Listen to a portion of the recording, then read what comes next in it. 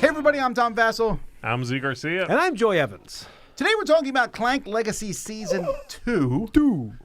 Which, well, we're not finished with yet. We're about halfway.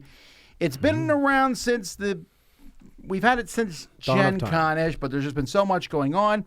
And Zee's been playing with us about half the time. We've had about twice the experience that you have. Yes. In fact, you never played the first one. I've never played the first one. Is the more important takeaway here is that I haven't played the original one. So if I reference something, you guys say like, oh yeah, that was in the first one or whatever. Yeah. Be aware I haven't played that. I'm coming at this without that point of reference. I've played Clank. I've played those different flavors of Clank, just not the first Legacy.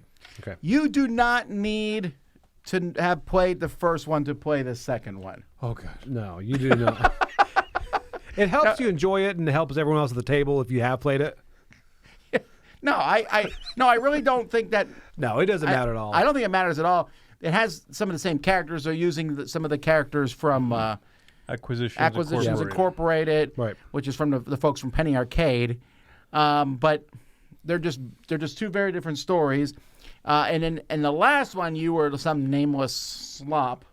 Right. Here you now have this book. So I'm showing you one. This is the one we're not using, The Haunted.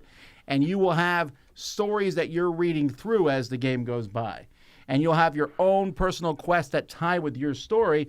And sometimes these personal quests will interact. This one seems more, trying to be very non-spoilery here, more asymmetric, kind of guides you more on what you need to do on yours than I think the first one did. Okay, and I like having my own thing that I'm trying to do among all the other things you're trying to do every session. Yeah. Like I need to go visit there, talk to this person. I enjoy that.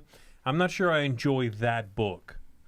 I also should mention I don't really enjoy this humor. Really? Like Acquisitions Incorporated, the gag is that it's D&D or whatever, seen through the lens of like corporate society. Or, corporate culture or whatever. So it's just not that funny to me. Maybe because I don't have all the lingo from corporate. You see what I'm saying? So it's I get it. It's not for everyone. I think it's funny. Sure. It's okay. It can be funny, but being like the employee of the month thing, I'm like, that's not funny more than the first time, maybe. You know what I mean? Like that kind of humor. I guess I'm just used to it. That's the same thing in the first one. Well, it's the same one in the first one, very tongue-in-cheek type. No, I like it a lot. Now, this one is... So if you played the first one and you don't like it, I can't imagine you liking this one. They're very similar. And the same thing, if you like the first one, you're going to like this one. There are some noticeable differences, though. Not just the fact that you have your own character... Okay. That you are some sort of character. This one has, and this is the most minor, I suppose, this one has some cooperative games in it. Yes. Which I will say I like the least. I like the competitive nature of the game, although I can see some people liking the cooperative version of it. Mm-hmm. So that's different. There's also... This game introduces them, I think, by game 2 or something. So, again, it's not a huge spoiler, but there are bosses in the game. Mm-hmm. And without spoiling too much of how that works, I thought that was super fun, and I would like to see that in all the games, actually. I like that. That's very much one of my favorite things in the campaign is the bosses. Again, the flavor is a little more like corporate, haha, I get it, this guy's an accountant thing. But I like mechanically what's going on, and it works well.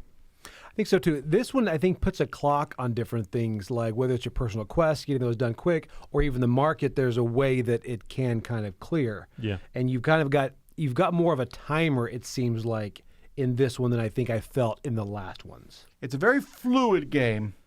If you never played Clank Legacy Dolls, let's talk about that briefly. So Clank is, if you played Clank, and I honestly think I would recommend you playing Clank and not jump into Clank Legacy never having played Clank. That's fair. I really feel like that. But if you played Clank before, this takes Clank and kind of ramps it up. But you need to know going into that while Clank is a fairly reasonably length game, 45 minutes to an hour, I think each game of Clank Legacy 2 is a minimum of 2 hours or more. Yes. And a lot of that is the fact that there is oodles of setup and oodles of post-game setup. So before you do it, there's stickers you're putting on the board, you're pulling out cards, you're reading in your book, you're making decisions, you're doing all this. And while there's a lot of good to that, because it's going to be super custom and you're never going to be bored, you're never going to go, well, this game is just like last game. Not even close. Right. There's huge amounts of that setup and tear down. And it's kind of funny because the teardown sometimes can be annoying because you're like, okay, we're done. And I'm like, no, we're not. We still got 20 more minutes of stuff we're going to do, which is almost kind of prepping you for the next one. I guess they did it that way so you're not doing 40 minutes of setup at the beginning, but you're doing a lot of it the day before or what have you. I love that in the first one. It started to wear me a bit in this one, actually. At some points, I'm just like, can we just go? I mean, I get it that there's all this stuff. On the flip side, I didn't think they interrupted the story as much as they do in the first one. In the first one, there was a lot more of that happening during the story. You would read something, I'm like, now we got to put out 16 stickers and do this.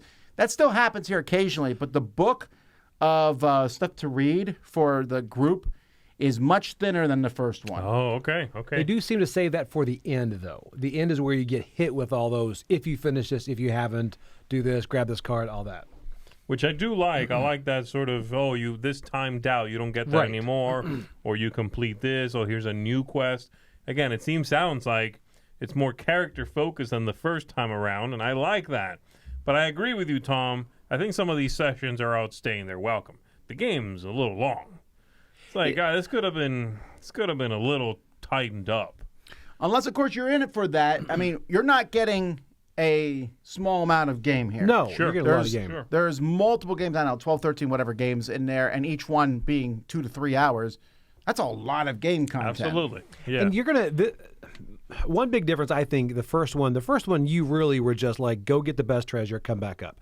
Pretty much every time. This one, it is more about, do I advance my story or these quests or go for the deepest treasure? I think there's a lot more branches in these paths. That's what it is. That is what it is, because in the first one, as in Clank, you can go grab a small artifact and get out. In the first one, that wasn't necessarily a bad thing to do, and the game would end quicker because of that. But because in this one you say, well, the game does not incentivize that as much. Right. They're like, there's lots of cool artifacts out here. There's lots of things. And you're like, I really should.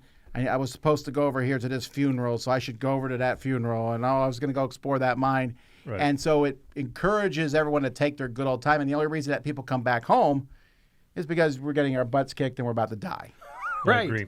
There's a lot more of that sense of urgency at the end. Yeah. You're going to die more in this game more often than not. Again, going back to the co-op thing, I thought the co-op was almost too punishing. Yes. Maybe future co-ops will be better. And again, it's not a secret when you see the scoring sheet. It shows you there's individual scores, and there's several games where you just have one big score, and those are obviously co-op games. Yeah. I like all the scratching off of everything going on. Yes. And of course, Legacy games, you're going to get that, but I like that it is on. It's on sideboards, it's on cards, it's everywhere. It's on a lot of different things. You do get that feeling of progression, which is, building block 101 for a Legacy game. You get a good feel for that. There's also some stickering on cards. I don't like that as much. I tend to be apprehensive of stickers on cards. It's in there, but it needed to be that way. You couldn't scratch that off. That wouldn't work. I like the map. I like the evolution on that map, the exploration, the new things, right? Again, we're trying to be vague here. Yeah, but upgrading cards is pretty fun. Yes, I like that a really lot. There's a little bit more bookkeeping on a player's turn. Players' turns are a little longer, especially with the new mechanism. And I think this is almost this is very early on in the game, where you're counting these different symbols that you go onto and back. This is one of the things you put stickers on cards for. And how many did I get, and what does that do? Yeah. And the game doubles down on that later on. And we're like, oh, this is actually a big feature of this game. Right. So sometimes you can get caught up in, okay, what did I actually do in my turn? As opposed to if you're used to playing Clank, where you go, I buy this, move one, done. That's your turn. In this game, turns are going to be much more involved than that. They are. So that's kind of where we're at with it so far. We just wanted to tell you because, I know the game is being sent to Kickstarter backers right now. I'm enjoying it. I haven't given up on the game. We're still playing it. The Clank Legacy, the first one, is my favorite Legacy game I've ever played. It's I agree. one of my favorite experiences. This one doesn't seem to be reaching that heights, but I don't think it's the game that changed. I think it might be me. Okay, interesting. More so with all the stuff on. Or it's my... Yeah. Nice. I'm enjoying it as well. No, I'm liking it, and this is, again, not a Legacy game. I mean, straight up, it's not a Legacy game I would buy and play because I don't like the theme as much. I have no reference point to Acquisitions Incorporated. Sure. I don't think you as did an either, intellectual No, I property. didn't. I don't know anything about the IP. Yeah, it's not. So I like Clank. I love Clank Catacombs. Yep. Game's fantastic. But yeah, this is not one I would reach for personally. And I haven't played the first one. But I'm enjoying it. I'm liking what's going on. The story's certainly not inhibiting me from enjoying the game. I'm just not like, ooh, I'm thrilled to enjoy the story. But the gameplay is solid. I'm really liking some of the mechanisms in there. There's a great amount of tension. You alluded to this, Joey. Near the ends of the sessions, there's really good tension, good exploration in this game. So I'm in it. That's it. Obviously, I love Clank Legacy. It's my number one game of all time. I love it. This is one that I want to see where it's going because, again, it feels almost like a different game because there's so much to do in it. But I do like certain things it brings forward, like that clock on things you have to do, that market wipe, all that. But I'm interested to see if it all comes together. All these branching storylines, if they can bring it together at the end, I think it'll be great. Yeah. All right, we'll check in when we're finished with it. There you go. It's Clank Legacy 2. Until next time, I'm Tom Basil. I'm Zee Garcia. And I'm Joey Evans. Have fun exploring and clanking.